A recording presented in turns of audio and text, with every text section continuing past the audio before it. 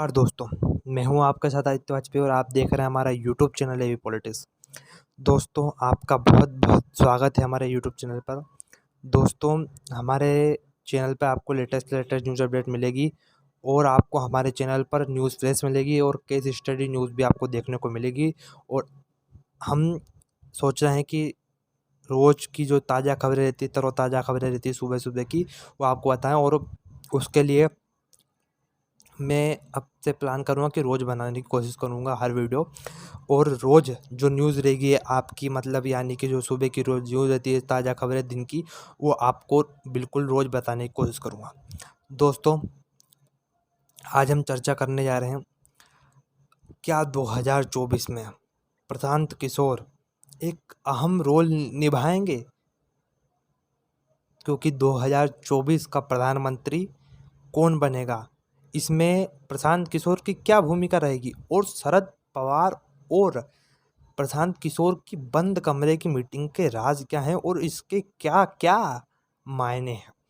दोस्तों, शुरुआत होती है ममता बनर्जी के चुनाव जीतने और प्रशांत किशोर के अपने जो उनकी जो टीम थी उन पे से इस्तीफा देने, यानी कि अभी वो कभी भी चुनाव प्रबंधन का काम नहीं संभालेंगे। तो यानी कि उनने चुनाव प्रबंधन का काम छोड़ दिया, यानी कि वो कोई सी पार्टी ज्वाइन करने वाले हैं। उनका ये मोटिवेशन अभी, मतलब कुछ न्यूज़ें सामने आ रही थी, यानी कुछ अफवाहें उड़ रही थी कि 2022 में राष्ट्रपति पद का उम्मीदवार विपक्ष के तौर पे शरद पवार हो सकते हैं। अब इसके क्या मायने हैं दोस्तों? दोस्तों, इसका मायना एक यह माना जा सकता है कि अगर विपक्ष का राष्ट्रपति हुआ तो विपक्ष को 2024 के चुनाव जीतने में आसानी रहेगी, क्योंकि राष्ट्रपति बहुत कुछ सपोर्ट करते हैं। पर ऐसा ज़रूरी नहीं दोस्तों। क्यों? क्योंकि 2014 के चुनाव में प्रणब मुखर्जी राष्ट्रपति थे और प्रधानमंत्री नरेंद्र मोदी बने थे। तो दोस्तों, ये जो सपना है प्रशांत किशोर का, ये तो पानी फिरता हुआ दिख रहा है। और ऐसा तो है नहीं कि शरद पवार राष्ट्रपति बन ही जाएंगे। तो ये इस अफवाह को मैं नहीं मानता और ये अफवाह किसी ने ऐसे ही उड़ा दी है। दोस्तों, जो सर जो प्रशांत किशोर हैं, वो विपक्ष को एकजुट करने पे इसलिए तुले हुए हैं, तो उनको ये देखना है कि नरेंद्र मोदी को प्रधानमंत्री पद से हटाना है और विपक्ष का कोई प्रधानमंत्री लाना है। तो वो विपक्ष को जोड़ने की कवायद में लगे हुए हैं, पर विपक्ष है कि मानता नहीं। दोस्तों, ऐसा है कि उत्तर प्रदेश में अलग समीकरण है। उत्तर प्रदेश में समाजवादी पार्टी ने बसपा के साथ चुनाव लड़ लिया, फिर भी वो 2019 का चुनाव नहीं जीत पाई। क्यों?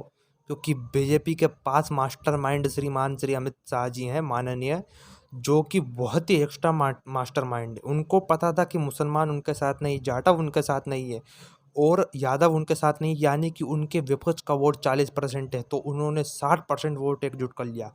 उनने ब्राह्मण प्लस ठाकुर प्लस वैश्य ओबीसी की, गैर यादव ओबीसी जातियाँ और गैर जाटव एससी जातियों को अपने साथ एकजुट कर लिया। और उत्तर प्रदेश में करीबन 53 लोकसभा की सीटें ऐसी थी, यानी कि जहाँ 53 लोकसभा सीटें ऐसी थी जिस पर भारतीय जनता पार्टी को 50% से अधिक मत मिले थे। यानी कि अगर नोटा के वोट भी समाजवादी पार्टी और बहुजन समाज पार्टी को चले जाते तो भी वो इन 53 सीटों पर भारतीय जनता पार्टी को हरा नहीं सकती थी।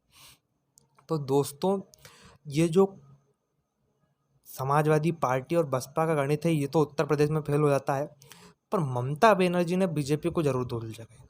पर मैं नहीं मानता कि ममता बनर्जी अपने इस काम में सफल हो पाई। क्यों?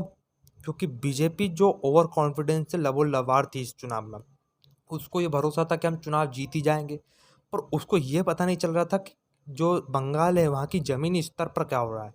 ज़मीनी स्तर पर कुछ और होता रहा और वो कुछ और समझते रहे।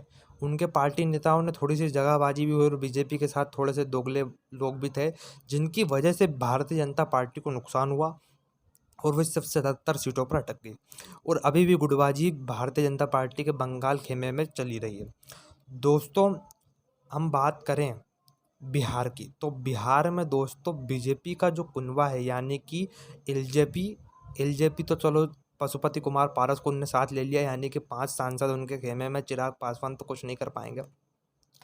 पर जो जेडीयू, उसका जो वोट परसेंट है और बीजेपी का वोट परसेंट मिलता है, तो वो बिहार में भारतीय जनता पार्टी को 2024 के लोकसभा चुनाव में भी जिता देगा। 40 में से कम 35 से ज़्यादा सीटें भारतीय जनता पार्टी जीतेगी। क्यों? क्योंकि उसका एक अहम कारण है, जो लोग अन्य जातियाँ हैं, जो यादव और मुसलमान को छोड़ के, वो तो राजद को वोट दे देते हैं, पर वो लोग राजद को वोट नहीं देते लोकसभा चुनाव में। लोकसभा चुनाव में कुछ और होता है और विधानसभा में कुछ और होता है, ये बिहार की जनता का निर्णय है। पर इस बार तो सेम ही रहेगा।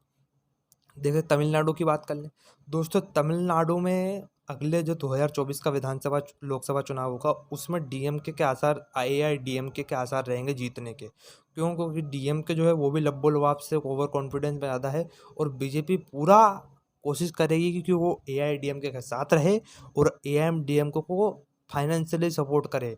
यानी कि क्योंकि बीजेपी केंद्र में सरकार है, तो वो ये भी कर सकती है कुछ काम वाम करवा दे और एआईडीएमके को फाइनेंशियली सपोर्ट करे, तो ये हो सकता है। केरल में दोस्तों बीजेपी जो है वो ना के बराबर है, तो केरल में जो विपक्ष है वो एकजुट हो सकता है, पर विपक्ष एकजुट नहीं होगा, क्योंकि वहाँ पे दो ही मुख्य विपक्ष हैं, एलडीएफ और यूडीएफ।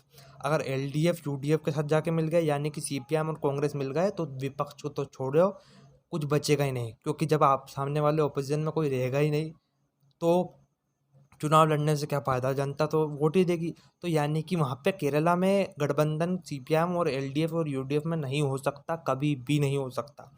तो इसकी तो बात छोड़ें। महाराष्ट्र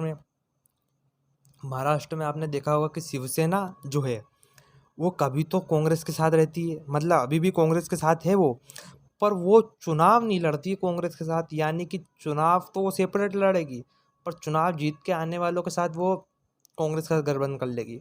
और थोड़ा सा ऐसा लग रहा है कि शिवसेना बीजेपी के साथ जा सकती है, पर बीजेपी शिवसेना के साथ इस बार कतई ही नहीं जाएगी, क्योंकि बीजेपी को शिवसेना को जरूरी में हटाना था, क्योंकि शिवसेना बहुत अपना आक्रामक रूप दिखाती थी कि हम ये हैं वो हैं, और उसने बीजेपी ने उसको हटा दिया। और बीजेपी देख लेना अगले चुनाव में बड़ी तादाद में अपनी जो लोकसभा सीटें महाराष्ट्र से जीत के आएगी। जो पंजाब में हुआ, पंजाब में क्या हुआ, पंजाब में भी शिरोमणि अकाली दल मतलब आदमी बनता था, तो उसको किसान आंदोलन के किसान बिल से उसको हटा दिया, बीजेपी ने दूर कर दिया, दरकिनार कर दिया। किसको? अकाली दल को, किसान आंदोलन के दौरान, यानी किसान बिल लाए और उसको अलग कर दिया। दोस्तों जो है अपना पंजाब में कभी भी आपका गठबंधन कांग्रेस से नहीं हो सकता। क्यों? क्योंकि अमरिंदर सिंह कहते हैं कि आपसे गठबंधन करने की कोई ज़रूरत नहीं, नुकसान ही होना है, अकाली दल साथ में आएगा नहीं। हाँ, ये हो सकता है कि चुनाव जीत के आए ये लोग और उनके कुछ सांसद रहे, तो ये मतलब बाहर से सपोर्ट कर देंगे, यानी कि जब प्रधानमंत्री बनने का समय आएगा तो ये वोट दे देंगे, पर ये मतलब दिल से साथ नहीं देंगे, कभी भी अपना साथ सोच सकते हैं। ममता बनर्जी भी यही सोचेगी। ममता बनर्जी उनके सांसद चुन के आए तो वो कांग्रेस को सपोर्ट कर देगी, पर वो मतलब उनका मंत्री नहीं बन सकता, और अगर बना तो ममता बनर्जी 100% बात है वो प्रधानमंत्री, अपने प्रधानमंत्री बनने की दावेदारी रखेगी। तो दोस्तों ये जो गठबंधन है ये बड़ा पेचीदा मामला है। तो जो प्रशांत किशोर सपना देख रहे हैं 2024 में, यानी कि गैर भाजपा का प्रधानमंत्री बनने का सपना, वो मेरे हिसाब से, मेरे पॉलिटिकल नज़रिए से तो सफल होते हुए नज़र नहीं आ रहा, क्योंकि ज़्यादा दिन तक सरकार नहीं चलेगी। मुश्किल से आप 1 महीना मान लो, क्योंकि जैसा अमित शाह जी ने कहा था कि एक दिन तो शरद पवार बनेंगे प्रधानमंत्री और एक दिन ममता बनर्जी और एक दिन देश छुट्टी पे चला जाएगा। तो ऐसा है इस गठबंधन में। तो अब क्या होता है ये तो आने वाला समय बताएगा। तो चल रहा है समय, उसके लिए हमारे साथ बने रहिए। जय हिंद, जय भारत। अपना बहुत ख्याल रखिए और देखते रहिए। और हाँ दोस्तों, सब्सक्राइब जरूर करें, इस वीडियो को लाइक करें, शेयर करें और कमेंट करें। जय हिंद, जय भारत।